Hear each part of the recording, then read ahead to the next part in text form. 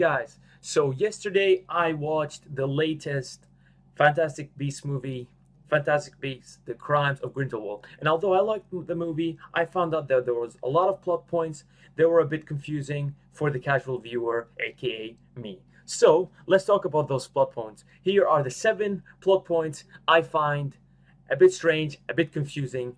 Let's go.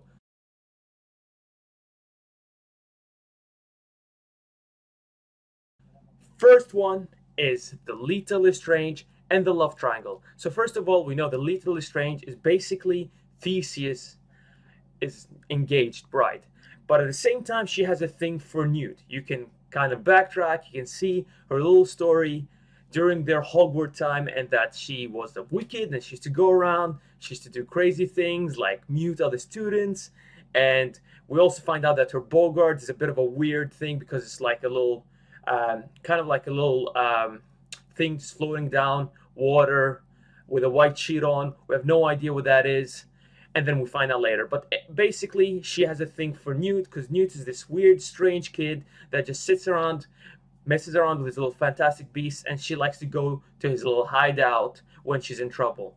Anyhow, we don't really know much about that other than there is something going on. So, let's go to the next point. Credence Barefoot, a Dumbledore. So one of the biggest plot twists is at the end of the movie, after waiting for a good 2 hours and a bit, we find out who Credence Barefoot is. And we find that out by the conversation between Credence and Grindelwald, where Grindelwald is like, this little bird that you have. It's actually said that phoenixes come to people of your bloodline. That makes you a Dumbledore. And your name is Aurelius Dumbledore, and that's the name I'm going to give to you. So we find out that actually he's not a Lestrange, he is a Dumbledore. Boom! Mind-blowing. We have no idea what's going to happen next, but that's a very interesting plot point in the movie. Next.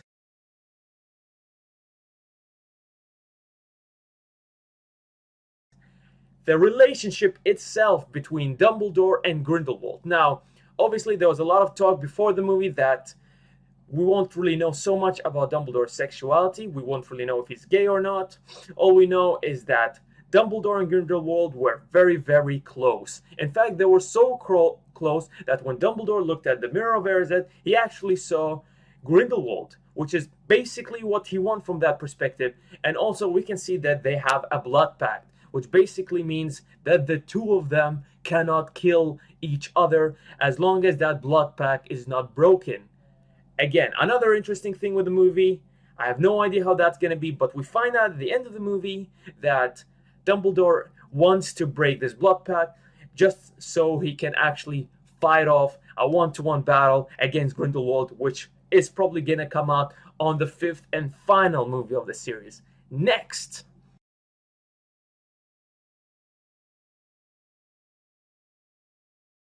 So, we're going to talk about Quinn and Jacob. So all we know that Jacob has a thing for Quinn, Quinn has a thing for Jacob. We found that out in the first Fantastic Beasts movie, but then now comes off a whole different plot twist, whereas we find out that Quinn is a bit of a psycho. In fact, she enchants Jacob to love her even more. Apparently, she wants them to get married, but Jacob is against it because he's a muggle, and he apparently doesn't want Quinn to go in prison because when a muggle and a witch get together, the witch is imprisoned or at least is looked down on. So therefore, later on in the movie, you find out that Quinn actually joins forces with Grindelwald, and apparently he starts using her because she has the beautiful ability to read minds, and he uses her to manipulate Credence. And we saw a bit of that at the end of the movie, and I would assume in the next coming movies, we're going to see a lot more of that.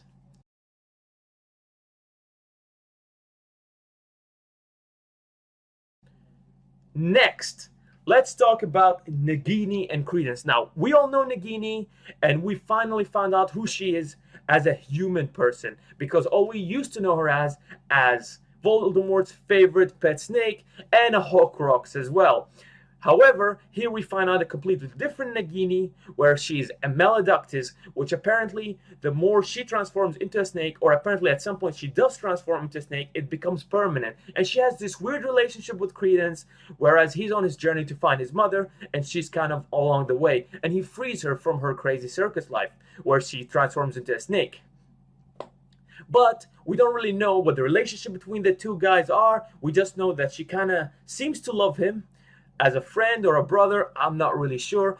And at the end of the movie, you can see that Credence actually joins forces with Grindelwald. On the other hand, Nagini doesn't, and kind of joins forces with the good guys, which is a bit strange because at the well, way in the future, she actually is Voldemort's pet snakes. I would just assume that she permanently turns into a snake because of her curse as a Maledictus, and because Voldemort is there and he's an heir of Slytherin and he can talk to snakes. So maybe they get along that way, and she then just joins forces. Again, this is way in the future. We'll find out later.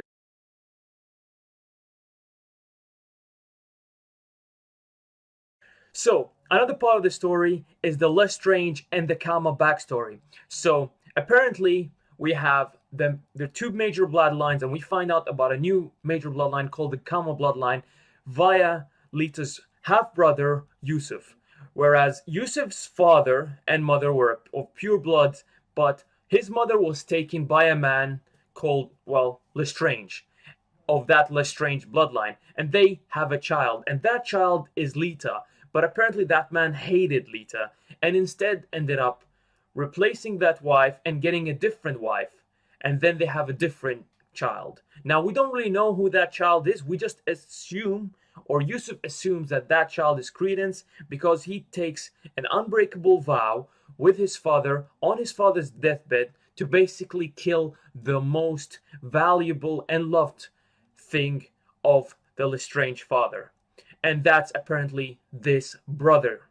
And what we also find out is at some point in like a ship scenario, you have Lita Lestrange taking care of her little brother who's crying all the time because obviously he's a baby. And all she wanted to have is a bit of quiet. She replaces him with another child. Now we would assume that this child is basically the Dumbledore, or the Aurelius Dumbledore, that we find out much later on in the movie. So once that replacement happened, the ship sinks and that baby drowns. That's why the drowning baby in the white sheet is actually Lita Lestrange Bogut, because that's what she fears the most.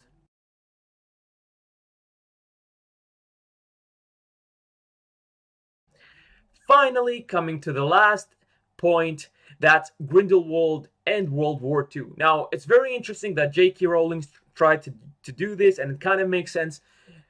And as Grindelwald is a bit of a different beast to Voldemort, who was the Dark Lord, he had Death Eaters as his followers, and he split his soul into several Horcruxes. He was the ultimate villain. Grindelwald, on the other hand, is a bit more like a politician. He's trying to rally the wizards and the witches of the world and make sure that they become the master race. And he doesn't want to kill all muggles, he just wants to basically enslave them and make them beasts of burden. And the way he sells that is by showing a vision to the wizards and the witches, and that is the vision of the Second World War, and basically showing them that the capability of the human beings, they'll have another world, and it's also going to be so major, and they will have the ability to basically have mass destruction, and that is nuclear power. And using that, he will basically ask the crowd, hey, if they're using these powers against each other, they'll probably use their weapons against us. Therefore, we have to rise and we have to lead them to ensure that they don't kill us first. And that's basically it. I hope you guys like this video. I recommend you guys watch the movie and give me your comments and reviews below. Have a good one.